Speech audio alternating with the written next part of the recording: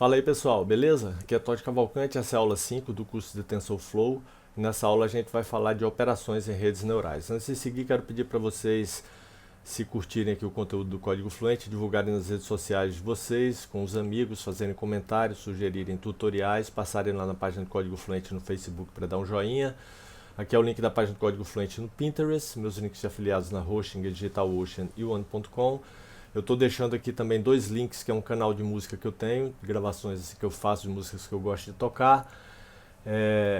Tem poucas músicas lá por enquanto, mas eu estou alimentando esse canal aos poucos. E esse canal aqui de Play Along, que são músicas, né, tipo playback das músicas, para você tocar em cima, ou cantar, ou tocar um instrumento e praticar improvisação.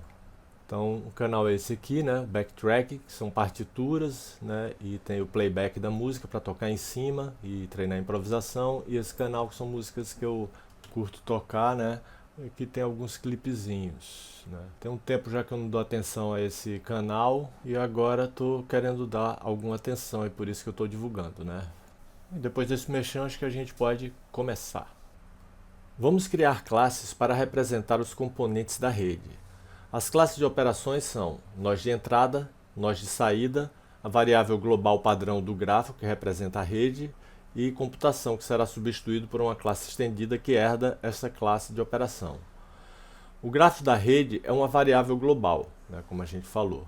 O uso do termo grafo é porque o TensorFlow é executado em grafos. Podemos imaginar o grafo como uma lista de nós. O exemplo abaixo mostra o grafo simples, onde temos... Vou botar um grafo. Então, o exemplo abaixo mostra um grafo simples, onde temos N1 e N2, duas constantes, ou dois nós, e ambos vão alimentar o nó de operação, que é o nó 3, N3. No exemplo, temos uma espécie de esqueleto de classe de operação, e esta classe de operação vai ser herdada por outras classes. Então, no exemplo abaixo, a classe adição herda da classe operação. Então a classe operação é a classe pi, é a super. E a adição a gente está estendendo a classe operação, né? E aí aqui o nó 1 e o nó 2 vão alimentar esse nó de operação, que é o adição, que está estendendo a operação. A gente vai ver no código. E o resultado vai ser 3, né? A saída aqui do nó 3. Porque dentro aqui ele vai somar o N1 com o N2, as duas constantes, e vai dar a saída. A gente pode ter também a multiplicação. Mesma coisa, só que a gente vai multiplicar. 1 vezes 2, 2. Então, vamos seguir, partiu para o código, né? Vamos clicar aqui para abrir o notebook da aula. Então tá aqui, ó. A gente tem a classe Operation. Eu coloquei aqui os comentários. Aqui é o construtor da classe. Ela recebe a própria instância da classe Operation. Ela recebe um input nodes, que o valor padrão é uma lista vazia. Então o que chegar nesse input nodes, ele vai jogar no input nodes da instância dessa classe operação.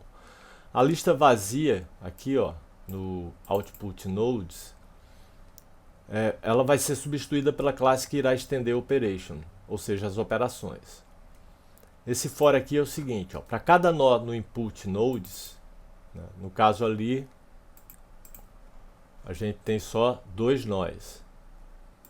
Mas a gente poderia ter vários nós. Então, para cada nó lá no input node, ele vai dar um output nodes append nesse cara aqui, né?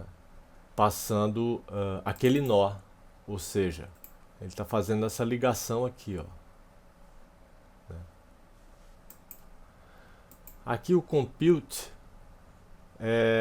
vai ser a operação, né? É o método pi que vai ser sobrescrito pelas classes filhas. Então o PES é porque o compute é apenas um método de espaço reservado, né? É tipo um placeholder, né? A gente vai falar de placeholder na próxima aula, mas ele fica ali só para constar, e aí ele dá um pass, ou seja, ele não faz nada, porque na verdade ele vai ser substituído aqui, ó, pela classe add, pela classe multiply aqui, ó. Todas elas têm o compute, que vai sobrescrever esse cara daqui. Então na classe py a gente não tem nada implementado. Então ele vai ser substituído pelo método específico. Soma, multiplicação, multiplicação de matriz aqui, ó. Então vamos seguir. Criando operações que estendem o operation. Eita, peraí. Beleza. Observação, ó. As classes add e multiply, eu esqueci até de colocar aqui essa também, tá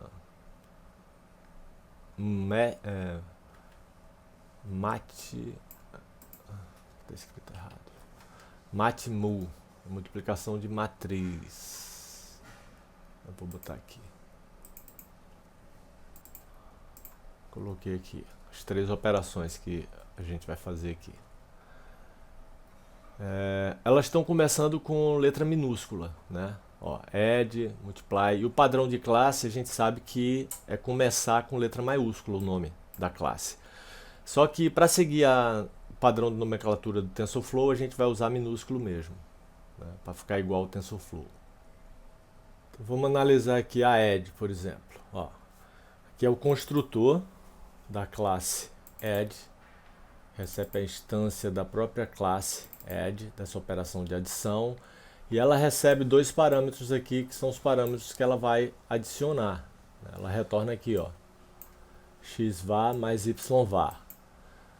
Aqui no método compute, que ela está estendendo aqui da classe py dela, ela recebe a instância da própria classe. Como ela é filha de operation, ela é uma operation também, e ela recebe, né, as 2 variáveis que ela vai somar.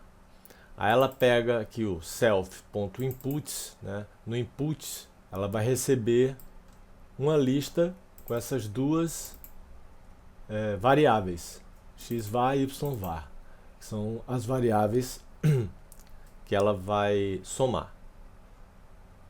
Então aqui na super, a gente está passando essas variáveis para ela, para a super, que vai chegar aqui, ó, nesse input nodes aqui. A gente está passando o x e o y dentro de uma lista. Esse x e y que a classe add vai receber aqui por parâmetro. E aqui no compute, ele retorna a soma, né, dessas 2 variáveis. Então só repetir aqui a explicação. Aqui a gente tem o construtor da classe add, né? Então ela chama primeiro a super, que é a classe py, para iniciar a parte, né, construir a parte relativa à classe py, passando esse x e y que ela recebeu como entrada aqui por parâmetro em uma lista. E aí vai bater aqui na classe py, aqui dentro dessa lista. Se não chegar nada aqui em input nodes, o input nodes vai ser uma lista vazia. Aqui, como a gente está passando esse x e y, o input nodes vai ter uma lista x e y, né, da classe py. Quando eu instanciar, né, add.compute, né, chamar o método compute da classe add ou da classe multiply, enfim, ou da classe matmu, né, multiplicação de matrizes, eu vou passar os parâmetros quando eu chamar, e esses parâmetros vão cair aqui. É a mesma coisa, ó, ele coloca no inputs essa lista com essas variáveis, no self inputs, exatamente como foi feito aqui no construtor. E retorna a soma, já que essa função é de adição, ele vai retornar a soma dessas 2 variáveis. E o inputs dessa classe, da classe add, vai ter essa lista aqui, xvar e yvar. A multiply é exatamente a mesma coisa, que é a construção dessa classe relativo ao que ela tem em comum com a classe py. E aqui é o método compute dela, que ao invés de somar, ela vai multiplicar. Mesma coisa aqui, as variáveis que a gente passa quando chamar a multiply vão cair aqui. Ele vai colocar numa lista, vai atribuir o inputs dessa classe, né? E vai retornar a multiplicação desses dois valores. E o matmu a gente tem que imaginar o seguinte, como x var e y var, como se eles fossem matrizes NumPy. Porque a matriz NumPy, acho que eu esqueci aqui o dot, eu acho. Peraí, deixa eu ver. Exatamente, estava faltando esse ponto dot, que é um método do NumPy, né? De uma matriz NumPy. Por isso que a gente tem que imaginar esse x var e y var como sendo matrizes NumPy. E aí já vai ter esse método embutido nela. Por essa aula é só. Na próxima a gente vai ver placeholders e a gente segue então. Quero pedir novamente para vocês, se tiverem curtido, passarem lá na página do Código Fluente no Facebook para dar um joinha, divulgarem nas redes sociais de vocês, né, com os amigos, sugerirem tutoriais. Tem aqui os links, como eu falei no início, do meu canal de música e do meu canal de backtracking. Aqui o link da página do Código Fluente no Pinterest, aqui meu GitHub. Meus links afiliados na Hosting, DigitalOcean e One.com. Aqui embaixo tem esse link aqui, ó, para doações.